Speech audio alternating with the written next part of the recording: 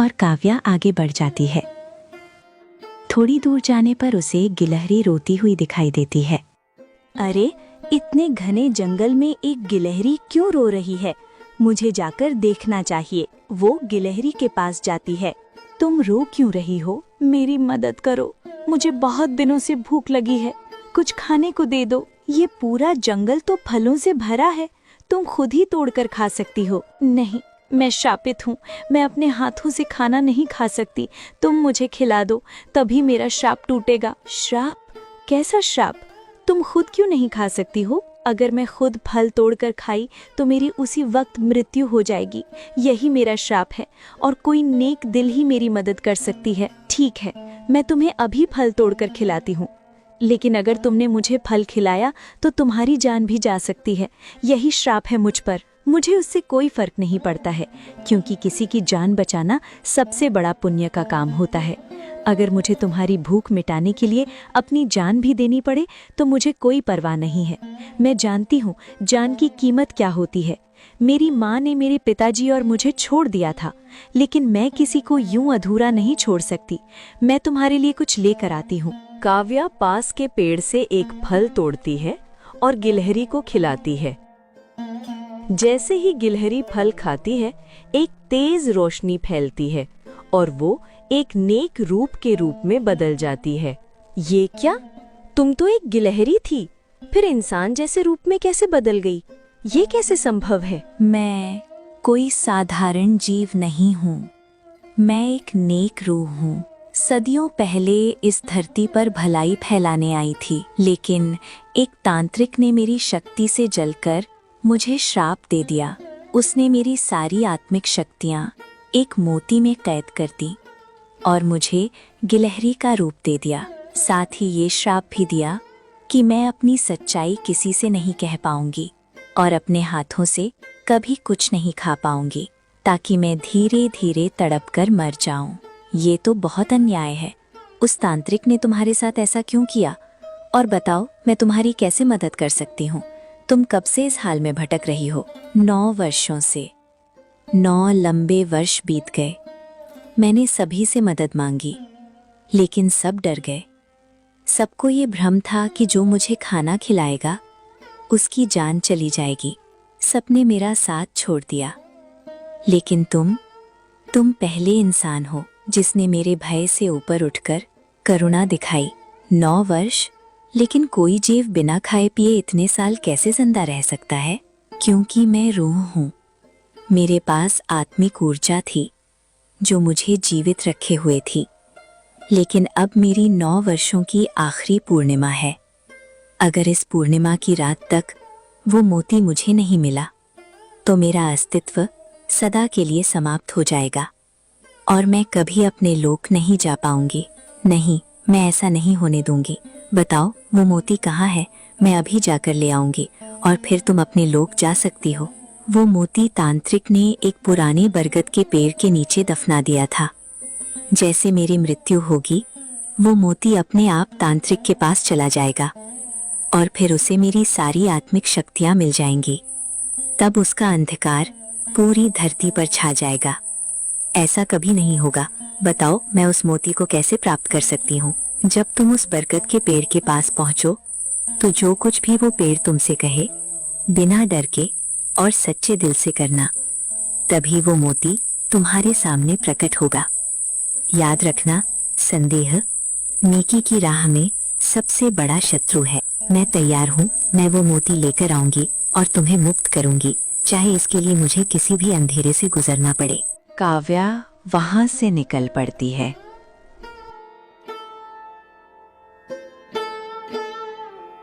और थोड़ी दूर जाने के बाद उसे एक बरगद का पेड़ दिखता है। ये तो वही बरगद का पेड़ है। अब मुझे जल्दी से यहाँ पर मोती ढूंढना होगा, पर कहीं कुछ दिख नहीं रहा। अब मैं कैसे मोती को हासिल करूं? हे बरगद देवता, मुझे वो मोती दे दीजिए जो नेक रूह की शक्तियों का स्रोत है। तभी पेड़ से एक रहस्यमय आवाज आती है। अगर तुम्हें वो मोती चाहिए तो तुम्हें अपनी जान की आहुति देनी पड़ेगी। नहीं, मैं अपनी जान नहीं दे सकती, लेकिन मुझे अपने पिता की भी रक्षा करनी है। इसके सिवा आप जो कहेंगे मैं वो सब करने के लिए तैयार हूँ। वो मोती तांत्रिक ने इसी पेड़ के नीचे गाढ़ा है और मैं इस पेड़ की रक्षक हूँ। मैं तुम्हारी मदद कर सकती हूँ। तुम्हें वो मोती मिलेगा, लेकिन इसके लिए तुम्हें यहाँ तपस्या करनी होगी। और अगर तुम्हारी तपस्या सच में निर्मल और पवित्र हुई तो वो मोती स्वयं तुम्हारे सामने प्रकट हो जाएगा। ठीक है, मैं तपस्या करने को तैयार हूँ। काव्या पेड़ के पास बैठकर तपस्या करने लगती है। 2 दिन बीत जाते हैं। भूखी प्यासी काव्या वहीं बैठी रहती है। तभी आसमान से एक तेज रोशनी धरती पर पड़ती है और धरती से एक सुंदर सा फूल निकलता है। ये क्या? ये तो फूल में मोती चमक रहा है, यानी यही नेक रूह की शक्ति है। अब मुझे जल्दी से ये मोती लेकर नेक रूह को दे देना चाहिए। काव्या वो मोती लेती है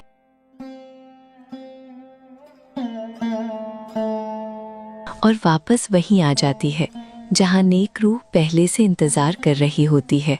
ये लीजिए, मैं आपके लिए वो मोती लाया हूँ। पूरे 2 दिन तपस्या करनी पड़ी, तब जाकर ये मोती मुझे प्राप्त हुआ। अब आप अपने लोक वापस लौट सकती हैं। काव्या, तुमने सच में मेरी इतनी बरसों का इंतजार जो था पूरा कर दिया। मैं तुम्हें वरदान देती हूँ, जब भी तुम्हें मेरी मदद की जरूरत हो तो तुम मुझे दिव्या प्रभा कहकर 3 बार पुकारना, मैं आ जाऊंगी। आपका बहुत बहुत धन्यवाद नेक रूह, आप जरूर मेरी मदद करना। अब मुझे जाना चाहिए। ठीक है, अपना ध्यान रखना।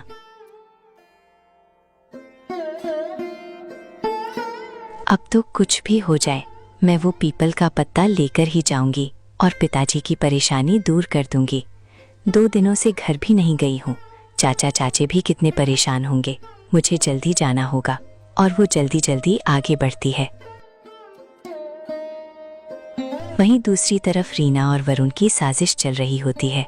देखो जी, अब तो काव्या कुछ ही समय में पीपल का पत्ता तोड़ने ही वाली होगी। अब भाई साहब को घर से निकाल दो ताकि ये सारा जमीन हमारा हो जाए। हाँ ठीक है रीना, चलो चलते हैं। दोनों आर्यन के पास जाते हैं। हाँ वरुण, आ गए। बताओ कैसे आना हुआ? भैया आप देख तो नहीं सकते, फिर आपको कैसे पता चला कि मैं आया हूँ? अरे छोटे भाई, भगवान जिसकी आंखें छीन लेता है ना, उसको मन की आंखें दे देता है, इसीलिए मुझे पता चल जाता है। तो भैया बात ऐसी है कि अब आपका समय समाप्त होता है। अब एक काम करिए, अपनी तशरीफ यहाँ से उठाइए और हमारे घर से निकल जाइए। हम आपको और बर्दाश्त नहीं कर सकते। माथे पे बोझ की तरह बैठे रहते हो यहाँ पर। हाँ हाँ, ये छोटे भाई ये कैसी बातें कर रहे हो? वरुण क्या बोल रहे हो? तुम होश में तो हो? दिमाग ठीक है तुम्हारा? हाँ, हम लोगों ने बहुत दिन आपकी और आपकी बेटी की सेवा कर ली। अब बस बहुत हो गया, आप घर से निकल जाइए। अब हम आपकी कोई सेवा नहीं कर सकते हैं और ये ज़मीन, ये घर सब अब हमारा होगा। अरे तुम लोग ये कैसे कर सकते हो?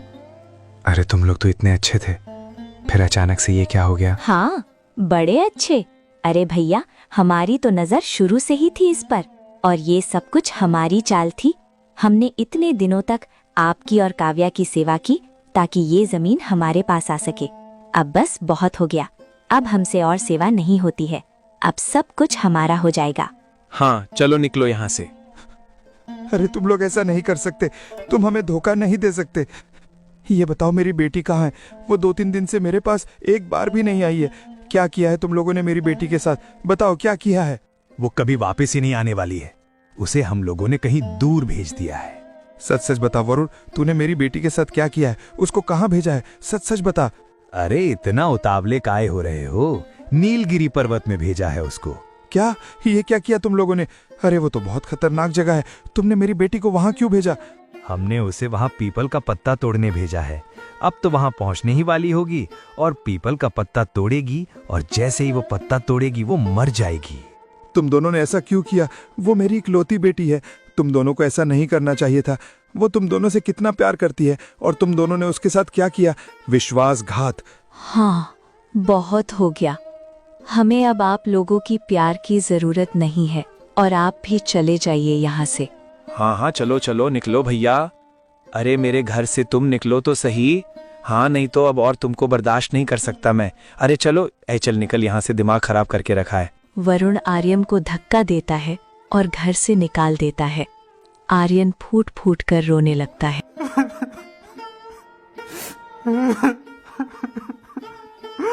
अरे अरे अरे अरे, ए वरुण, ये क्या कर रहा है तू? तेरा भाई अंधा है तो उसे घर से क्यों निकाल रहा है? मैं अपने भाई को निकालूं या कुछ भी करूं, आपको क्यों मिर्ची लग रही है? अपने काम से मतलब रखिए। हाँ, नहीं तो चले आते हैं दूसरों के मामले में टांग अड़ाने। अरे चलो जाओ यहाँ से। अरे मतलब कैसे नहीं है? हम लोग इस गांव के हैं तो मतलब होगा। तेरा भाई अंधा है, ऐसी हालत में कहाँ जाएगा? कुछ तो रहम कर। ऐसा है कि मुझे इनको घर में नहीं रखना है। अगर आपको रहम आ रहा है तो आप इनको अपने साथ अपने घर ले जाइए। फालतू का ज्ञान मत दीजिए, ले जाओ उसको। हाँ, नहीं तो